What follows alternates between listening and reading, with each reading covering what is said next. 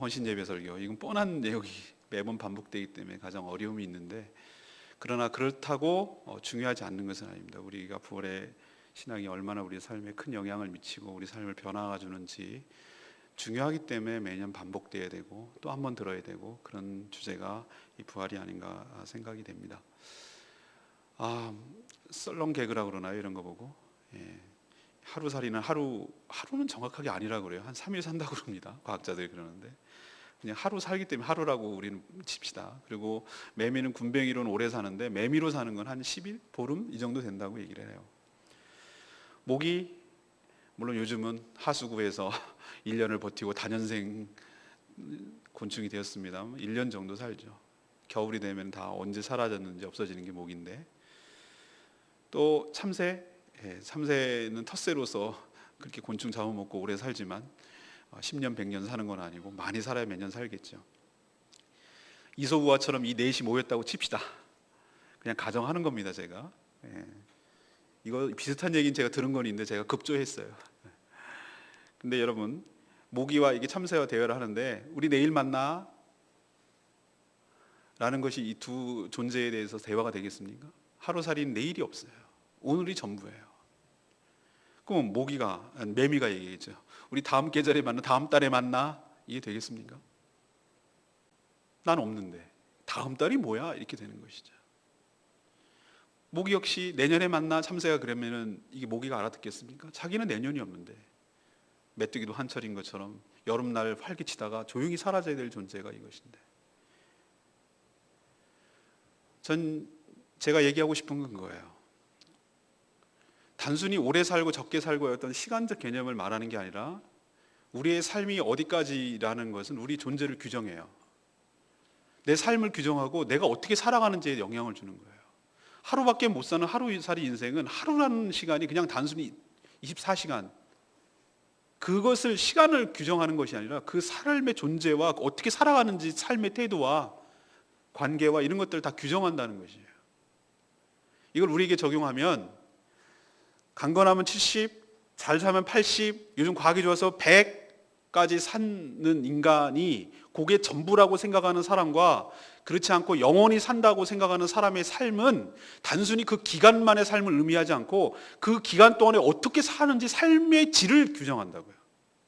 그래서 우리가 부활신앙이 우리 삶을 먼 훗날의 얘기가 아니라 지금 현재의 이야기예요. 부활은 죽고 난 다음에, 예수님 다시 오신 다음에, 그러고 나서 내가 어떻게 다시 태어나고 예수님처럼, 그런 먼 훗날 미래의 얘기가 아니라, 부활의 신앙은 현재의 우리의 삶을 영향을 주고 규정을 하고, 그렇기 때문에 부활신앙이 굉장히 중요하다고요. 인간은 이 죽음의 문제를 해결하려고 끊임없이 노력해온 것이 인간의 역사였어요. 그리고 어떤 의미에서 종교의 역사예요. 종교사가 바로 그런 거예요. 수많은 종교들이 이 난제를 해결하려고, 인간의 가장 실존적인 문제인 이 죽음의 문제를 해결하려고 무지무지하게 애를 썼어요. 그래서 제주도에 진시황이 불로초 찾으라고 여기 왔습니다. 권력 가지면 뭐 할 건데요? 금은보화를 가지면 뭐 할 건데요? 호령하고 큰 소리 치면 뭐 할 건데? 죽는다는 절체절명의 딱 그 실존 앞에 그도 어쩔 수가 없는 거예요. 황제는 뭐 할 건데요? 세상을 호령하면 뭐 할 건데? 죽는데. 이 문제를 해결하려고 사신들을 곳곳에 보내가지고 불로초를 구하러 여기까지 온 거예요. 그래서 그 흔적이 남아있는 거예요, 제주도가. 서귀파는 이름도 거기서 유래됐어요. 그 옛날 얘기라고요? 요즘은 어떻습니까? 희한한 종교들이 많이 생겨요. 종교라고 그래야 되는지 안 했는지. 과학의 힘을 빌려서 영생으로 가자. 냉동인간이 되면은, 과학이 나중에 발달하면은 냉동인간 상태로 있다가 나중에 되면은 영원히 살 수 있는 길이 열릴지도 모른다. 그래서 억만장자들이 돈을 내고 냉동인간 상태로 지금도 시신이 썩지 않고 보관되고 있어요. 일종의 것도 신앙 아니겠습니까? 인간의 실존을 해결해 보려고, 이 죽음이라는 걸 해결해 보려고 길을 쓰고 해온 거예요. 그래서 불교도 이렇게 해탈한다, 다시 돌아온다, 이렇게 하는 것이고. 그러나 우리가 믿고 있는 성경에서는 그렇게 얘기를 하지 않죠. 그게 아니고 우리는 부활한다고 얘기합니다. 부활하신 주님처럼 우리도 부활하게 되는 것이죠. 오늘 주일학교 어린이들한테 설교하면서 그런 얘기를 제가 했어요. 죽음이 언제부터 시작됐습니까? 라고 어린이들에게 물었죠. 하나님께서 이 땅을 창조하시고 인간에게 죽도록 너는 100년 살아, 넌 1000년 살아 이렇게 정하신 것이 아니죠. 원래 에덴 동산에는 창세기 묵상하면 알겠지만 하나님의 원래 의도는 영원히 사는 것이었어요. 원래 의도는. 그러나 선악과라는 하나님이 되고자 하는 그 죄악을 저지르고 나서 그 죄에 대한 형벌로 죽음이 왔어요. 너는 흙으로 만들었으니 흙으로 돌아갈지니라. 죄 때문에 죽음이 온 거예요. 그럼 논리적으로 죄의 문제가 해결되면 죽음의 문제가 해결될 줄로 믿습니다. 예수님께서 십자가에서 우리 죄값을 치르시고 이 죄의 문제를 해결해 주심으로 인하여 죄가 없는 자는 하나님께서 죽음 가운데 붙들어 두시지 아니하고 죽음의 권세를 이기고 다시 산다는 것, 그리고 영원히 산다는 것을 샘플로 우리에게 보여주시기 위하여, 의로운 자를 죽음이 가둘 수 없다는 걸 보여주시기 위하여 예수 그리스도께서 죽은 지 3일 만에 부활하신 줄로 믿습니다. 그 얘기는 우리에게 뭘 보여주는가? 예수님이 죽음의 문제를 해결했으니 너의 죽음의 문제도 해결된다는 거예요. 예수를 믿는 자는, 예수 안에 있는 자는 예수와 함께 죽고 예수와 함께 부활할 줄로 믿습니다. 이것이 믿어질 때 우리의 삶은 엄청난 변화가 있는 것이에요. 오늘 제가 여러분에게 세 가지 스토리, 이거는 우리가 신앙을 갖게 된 배경도 비슷합니다. 예수 믿기 전, 예수 믿는 과정, 그리고 예수 믿는 후.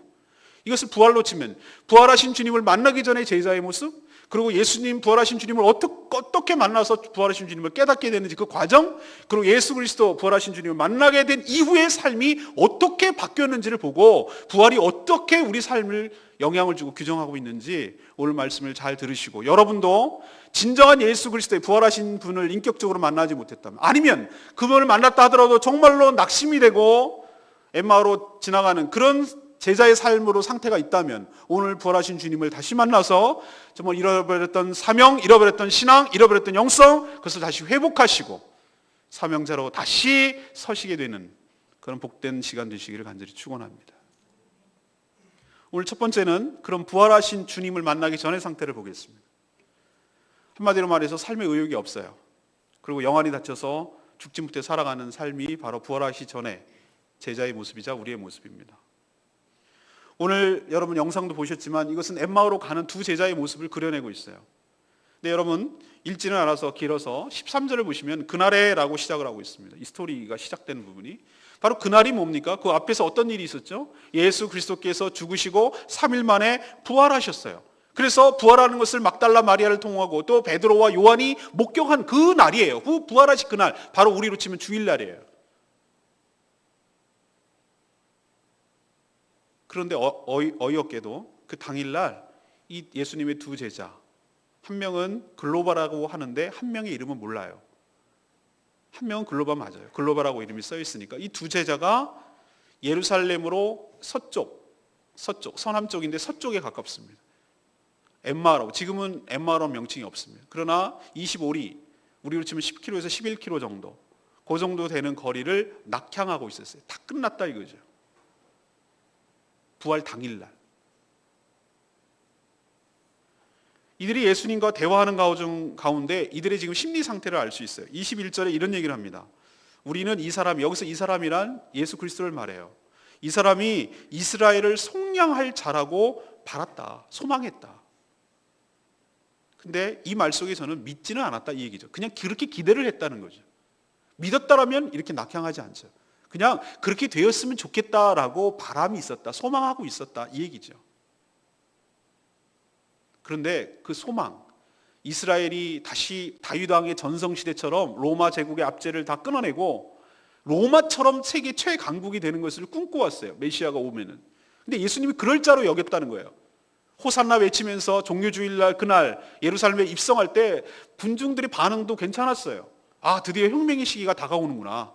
이것들 싹 쓸어버리고 우리가 저기 군림할 날이 오는 거구나. 그래, 우리가 하나님이 예언한 그대로 다윗이 통치하는 날이 이 날인가 보다. 이렇게 생각을 한 거예요. 그리고 정말로 들떠서 흥분했어요. 예수님이 계속해서 성찬의 얘기에서도 말했는데도 못 알아들어요. 그게 무슨 말인지 못 알아들어요. 이것이 너희를 향한 잔이니, 이것을 너희를 향한 몸이니, 이렇게 얘기를 해도 못 알아들어요. 그리고 겟세마네 기도에서 그렇게 기도하고 나를 위해서 정말 깨워서 기도하라고 했는데 그때도 못 알아들어요. 끝까지 못 알아들어요. 그냥 자기의 생각에 갇혀서 그런 자기가 생각했던 하나님, 자기가 생각했던 예수님 상에서 벗어나니까 실망하고 떠나는 것이죠. 자기의 신앙의 프레임에 갇혀 있어요. 거기에 자꾸 갖다 끼워 맞추려고 해요. 안 맞으니까 떠나고 포기하고 실망하는 거예요. 엠마오로 낙향하는 이 두 제자의 모습이 꼭 부활하신 주님을 만나지 못한 우리의 모습과 똑같아요. 일장춘몽이라는 거죠.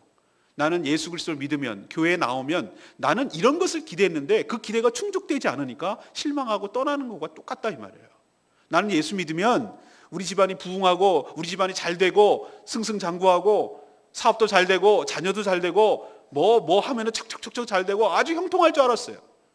근데 웬걸? 예수 믿고 나니까 뭐 되는 일은 없고 하라는 것 많고 복잡하고 부담만 되고 내가 생각했던 건 아닌데?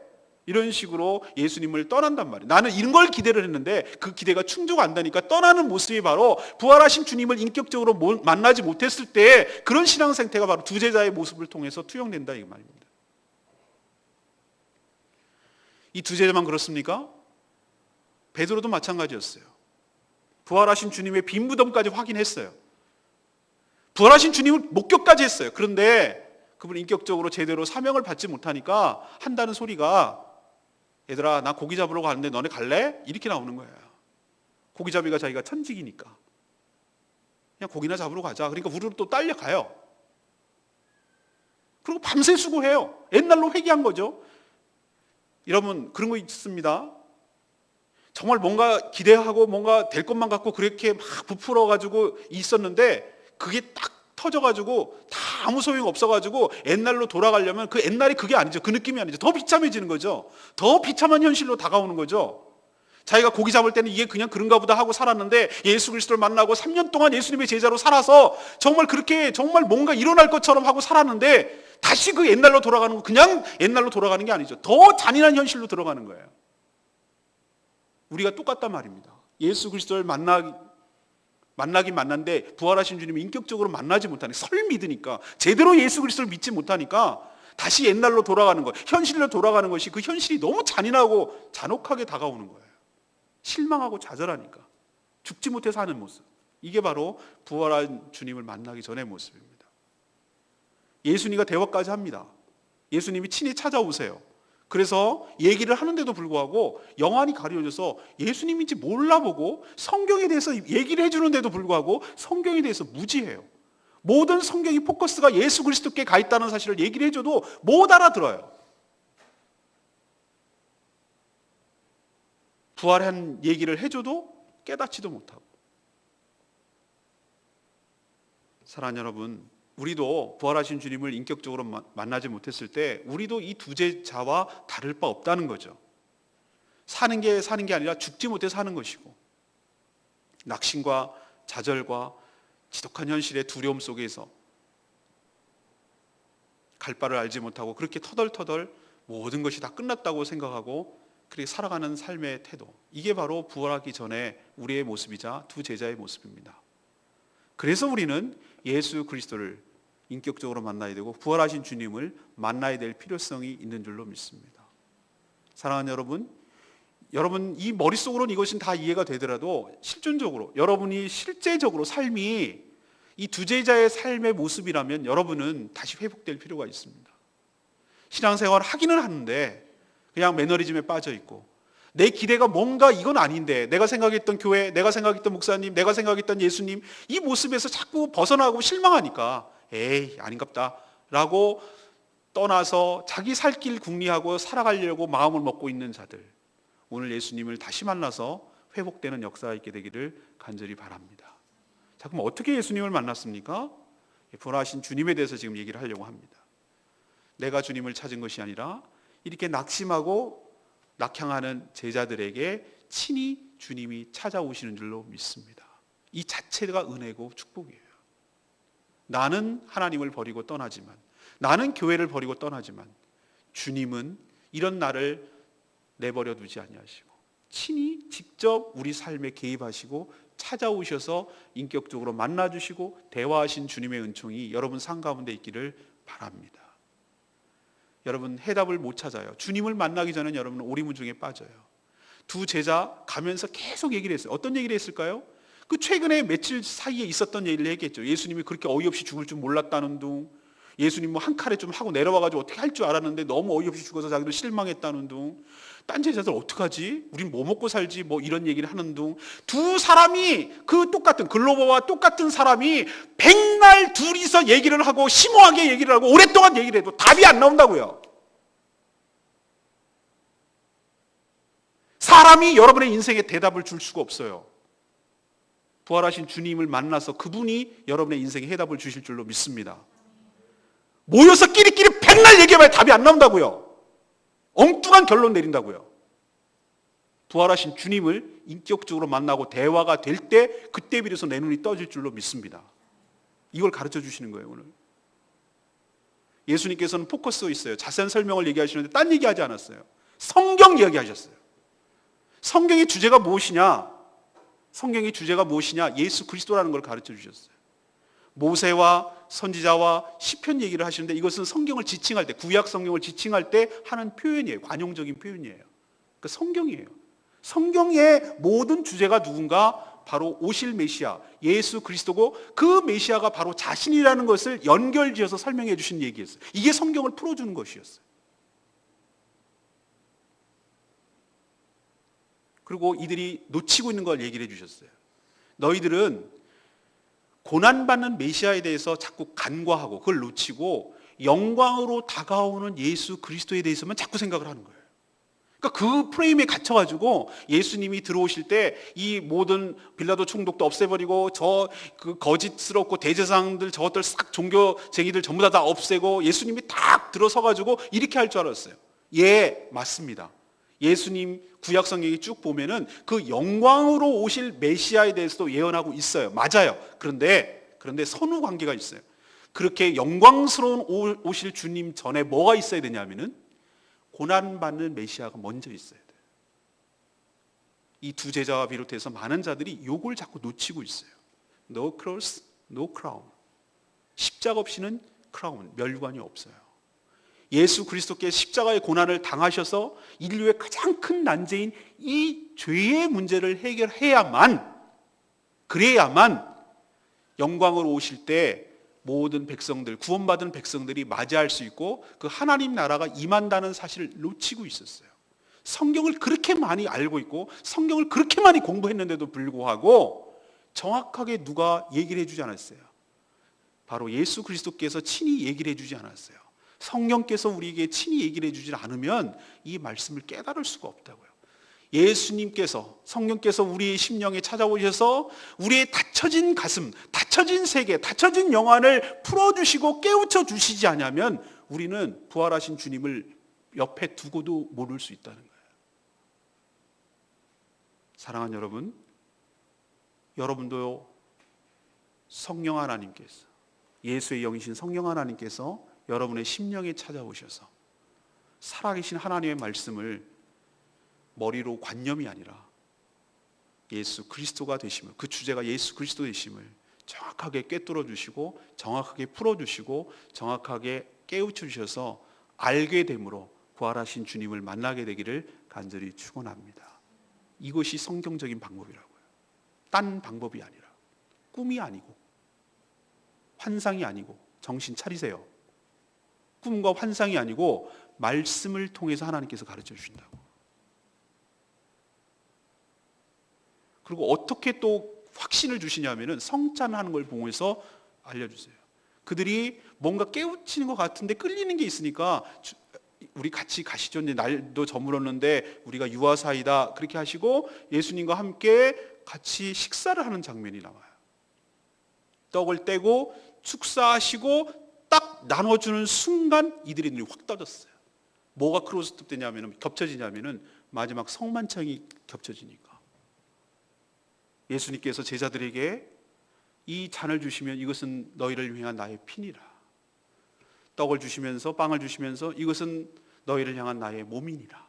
이것을 가르쳐 줬던 것이 그 당시에 받아먹느라고 무슨 말인지 몰랐는데 딱 그것을 똑같이 연상을 하니까 그때 비로소 확 떠지면서 이분이 주님이구나 라는 것을 확실하게 알게 된 것이죠. 어린이 설교 때도 똑같이 얘기했어요. 베드로요, 고기나 잡으러 가란다 이렇게 얘기하고 고기를 잡는데 잡힙니까? 안 잡혀요. 밤새도록 수고했는데 안 잡혀요. 근데 예수님은 멀찌감치 다 보고 숯불 펴놓고 떡을 굽고 고기를 굽고 있으면서 한다는 말이 그물을 오른쪽에 던져라.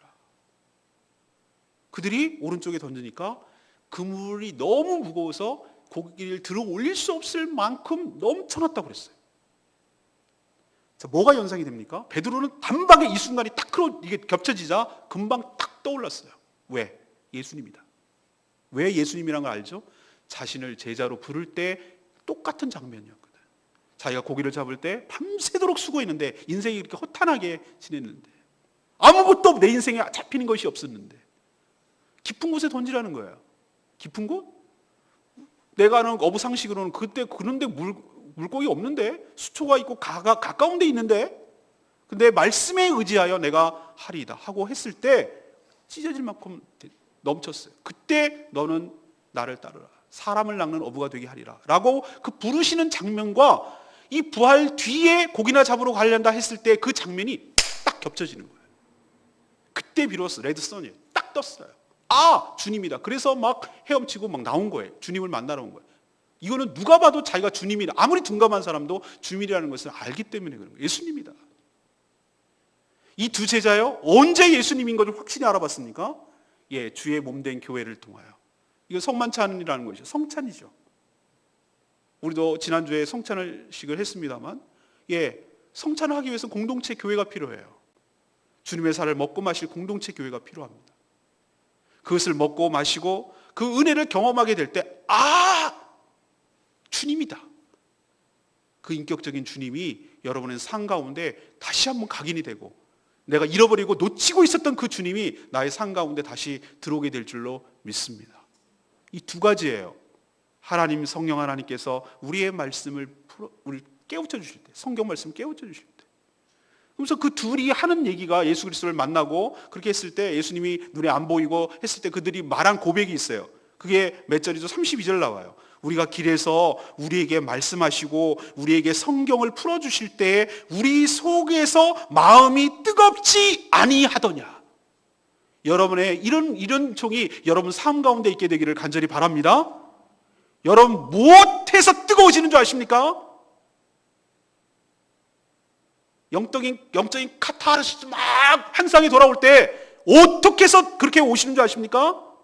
여러분 찬양을 막 3시간 하고 4시간 하고 5시간 하면 이런 현상이 나타납니까? 신령한 주의 종이 나타나가지고 막 얘기를 해주면 그때 뭐가 부흥해하고 그러면 은혜가 나타납니까? 아니에요. 성령 하나님께서 여러분의 성경 말씀을 풀어주실 때, 그때 깨우칠 때, 그때 비로소 여러분 속에서 성령으로 인하여 뜨거워질 줄로 믿습니다. 이것이 진정한 성령의 은사고 능력이고 현상일 줄로 믿습니다. 그리고 건강한 교회 공동체를 통해서 성찬이 제대로 행해지는 그 교회에서 주의 떡과 주의 잔을 마시게 될 때, 그때 비로소 그 은혜가 여러분 삶 가운데로 흘러가게 될 줄로 믿고, 가장 큰 축복은 내 영안이 떠져서 살아계신 부활하신 그 주님을 내가 인격적으로 다시 만나게 돼서 신앙이 회복되게 될 줄로 믿습니다. 이게 바로 주님을 만나는 과정이에요. 딴 방법 없어요. 성경에서 딴 방법을 얘기한 적이 없어요. 딴 방법을 얘기하면 이단이에요. 딴 방법을 얘기하면 속이는 거예요. 저는 제 얘기가 아니라 성경 그대로 말씀을 드립니다. 자, 그러면 부활하신 주님을 만나고 이 사람들이 어떻게 바뀌었습니까? 두 제자 밤이 저물고 이제는 터덜터덜 고향으로 가고 있는데 그대 조명도 없고 자동차도 없고, 그런데 저는 유심히 본 것이 33절이에요. 곧 그때로 일어나 예루살렘에 돌아가 보니. 곧 그때 일어났어요. 주님을 깨닫고 주님을 만나고 나서 이들이 바뀌었어요. 터덜터덜거리고 부활하신 그날 부활된 날에 고향으로 돌아오고 날도 저물어서 이제 여기서 유언사이다 한 그 제자들이 그 밤인데도 불구하고 그 즉시 일어나고 자기가 버렸던 사명의 자리, 있어야 될 자리, 주님께서 명령한 그 자리, 예루살렘을 떠났던 그 자리를 다시 돌아가고 있어요. 사명의 자리로 회복하고 있다는 뜻이에요. 그가 그 밤에 뭐가 급하다고, 날이 새면 가도 되는데 그 즉시 돌아가고 있는 거예요. 이게 부활하신 주님을 만나면 나타나는 현상이에요.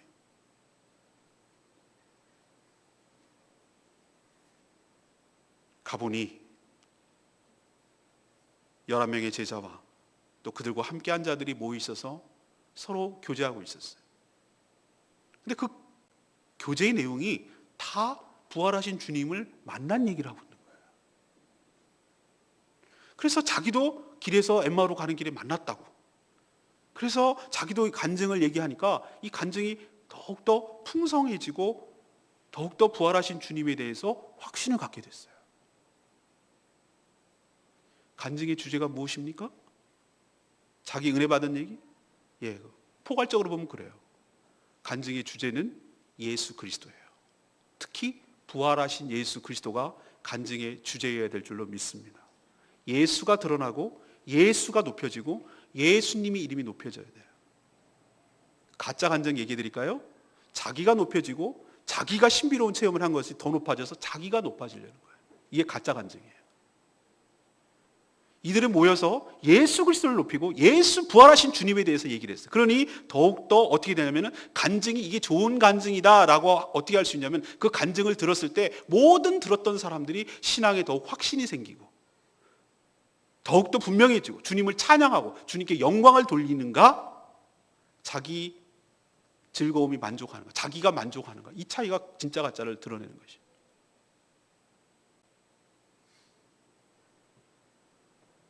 그 뒤에 예수님은 또 이들에게 찾아오십니다. 그래서 부활하신 주님이 방문하시고 두려움과 또 의심 속에서 있던 이 제자들을 38절에 그 뒤에 이제 나오는 얘기인데요. 간단하게 요약하면 그렇습니다. 그렇게 두려움에 빠져 있는 이들을 기쁨과 확신으로 주님께서 만나서 위로해 주시고 확인 도장을 팍 이렇게 찍어 주시는 것을 볼 수 있어요. 긴가민가하고 다시 사명의 자리로 돌아오고 회복의 자리로 돌아왔더니 주님께서 다시 부활하신 주님이 찾아오셔서 너희들과 내가 함께 하고 있다고 다시 확인시켜 주심으로 그 부활하신 주님을 만난 것이 거짓되지 않았음을 분명하게 다시 한번 인식시켜 주는 은혜가 여러분 삶 가운데도 있게 되기를 바랍니다. 그러고 나서 지독한 현실로 회개하고 낙향하려는 그 제자를 어디로 돌려놓느냐 하면은 주님의 사명자로 돌려놓는 축복이 부활하신 주님을 만났을 때 일어나는 것이죠. 그래서 뭐라고 그럽니까? 47절에 있는 말씀대로 죄사함을 받게 하는 회개, 모든 족속에게 전파되는 것, 너희들이 이 일의 증인이 되라고. 부활하신 자의 증인, 주님을 만난 것의 증인이 되라고. 이렇게 낙향하는 낙심자에서 사명자로 바꿔지신 축복이 부활하신 주님을 만났을 때 일어나는 현상인 줄로 믿습니다. 이처럼 부활은 인생을 송두리째로 바꿔놓습니다. 과거로 회개하려는 현실에 충실하려는 우리들을 주님은 만나주셔서 사명의 자리, 회복의 자리, 풍성한 간증의 자리로 하나님께서 바꿔주시고 그래서 실망하고 고기나 잡으러 가겠다고 하는 그들에게 하나님의 증인이 되어서 예수 그리스도의 증인이 되어서 주님의 복음을 전하는 사명자로 바꿔주시는 축복이 주님을 만나고 난 뒤에 일어나게 된 줄로 믿습니다. 여러분도 그런 축복이 있게 되기를 바랍니다. 현실로 돌아가려는 현실주의자, 모든 것이 낙선하고 낭망해서 그냥 자포자기로 넘어가려고 하는 그런 마음이 있다면 부활하신 주님을 다시 만나서 공동체로 돌아오고 또한 사명자로 돌아오고 그래서 주신 사명 가지고 증인의 삶을 살아가는 복된 인생으로 다시 회복되기를 간절히 축원합니다. 말씀을 정리하면 이렇습니다. 부활하신 주님이 믿어지지 않는다면 아니 만나지 못했다면 그가 가진 모든 신앙, 인생 이거는 거짓이고 헛것입니다. 위선자이죠. 그런 척하고 살아가는 것이죠. 그런 것은 아닌데 여러분 죽으면 끝이라고 생각하는 사람과 영원히 산다고 생각하는 사람 이것은 먼 미래의 이야기가 아니라 현재의 삶을 영향을 준다고 제가 말씀드렸어요. 죽으면 끝이라고 생각하는 사람은 어떻게 했습니까? 이 땅에서 모든 것을 다 누리려고 하겠죠. 그리고 이 땅에서 완전 범죄를 꿈꾸겠죠. 저 세상에서 심판이 없다라고 생각하는 사람들은 여기서 무슨 짓이라도 하겠죠. 여기가 다 끝이라고 생각하는 사람은 알뜰하게 자기가 할 수만 있다면 다 누리려고 하겠죠. 쾌락을 누리려고 하겠죠. 허무주의는 항상 쾌락주의랑 연결되게 돼 있어요. 인생이 유한된다고 생각하면은 인생 뭐 있어? 이러면서 그럼 뭐야? 이때 짧은 시간에 놀고 먹고 즐겨야 되지. 이게 바로 부활을 믿지 않는 사람들의 특징이에요. 그러나 우리가 영원히 산다는 것을 딱 믿는 순간 지금 살아가는 삶의 현재의 삶이 달라져요. 왜? 나는 그 영원히 살 것을 대비하면서 살게 되거든요. 영원히 살려고 하는데 어떻게 하면 영원히 살 수 있게 되는가? 예수 그리스도를 영접하고 거듭나야 된다는 것을 깨닫게 되고, 또 거기서 영원히 살려면 그분들과 함께 생활해야 되니까 여기서 영원히 살게 될 그분들과 지금부터라도 잘 지내야 되겠다라는 생각을 하게 되죠. 이게 바로 부활이 먼 미래의 얘기가 아니라 현재의 영향을 준다는 얘기예요. 그리고 낙심이 되더라도 이게 끝이 아니라는 걸 알아요. 주님께서 리셋하듯이 모든 것이 다시 회복되어서 이 모든 것들이 회복되는 것을 알기 때문에 현재의 여러 가지 닥치는 어려움과 현실에 낭망되는 것들을 거기서 좌절하지 않아요. 왜? 부활신앙을 갖기 때문에 다시 일어서는 힘이 부활신앙 때문에 나오게 되는 줄로 믿습니다. 이처럼 여러분이 부활신앙이 확고하게 여러분이 자리 잡히셔서 현재의 삶이 풍성한 은혜가 있도록 간절히 축원합니다. 그리고 부활신앙은 신비한 체험으로 온다는 것이 아니라 바로 성령께서 말씀을 제대로 풀어주실 때, 그때 비로소 우리가 믿어지게 되므로 우리 속에서 뜨거워지는 성령의 역사가 일어난다는 거 여러분 기억하시고, 신비주의 신앙에 빠지지 마시고 여러분 말씀에 충실하시고 말씀에 근거한 신앙을 갖게 되기를 간절히 바랍니다. 마지막 세 번째는 부활은 절망적이고 도피적인 삶에서 복음을 위한 사역의 삶, 공동체의 삶으로 회복시켜준다는 거 기억하시고, 부활하신 주님을 만나서 좌절을 소망으로 바꾸시고 사명을 잃어버렸던 사명을 다시 한번 회복하셔서 주님의 증인으로 살아가는 복된 인생 다 되시기를 축원합니다. 오늘 부활을 소재로 했지만 신앙을 소재로 해도 똑같아요. 예수 믿기 전, 예수 믿는 과정, 예수 믿은 다음의 삶. 여러분의 삶을 조명하시고 나는 어디쯤에 있는지 현재의 위치를 잘 확인하시고, 내 현재의 위치를 확인했다면 그럼 어떻게 해야 다음 단계로 넘어가야 될지, 이 부활의 은총을 경험하고 살아있는 것처럼 살아가게 될지 여러분 오늘 말씀을 통해서 다시 깨닫시고 회복하시고 은혜 가운데 기쁨 가운데 충만히 살아가는 여러분 되기를 간절히 축원합니다. 우리 찬양